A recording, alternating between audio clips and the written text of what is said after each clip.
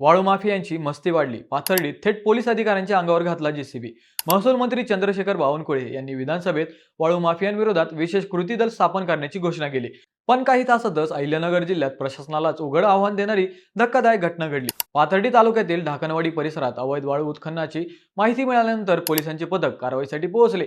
घटनास्थळी जेसीबी आणि ट्रॅक्टरच्या सहाय्याने नदीपात्रातून वाळू उपसा सुरू असल्याचे आढळले. पोलिसांनी कारवाई सुरू करताच आरोपींनी पळण्याचा प्रयत्न केला.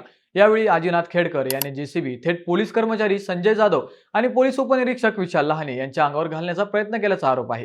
दोन्ही पोलिसांनी प्रसंगावधान राखत खोल खड्ड्यात उडी मारल्याने त्यांचे प्राण वाचले. त्यानंतर पोलिसांनी 2 ट्रॅक्टर जप्त करत सुमारे 10,04,000 रुपयांचा मुद्देमाल ताब्यात घेतला.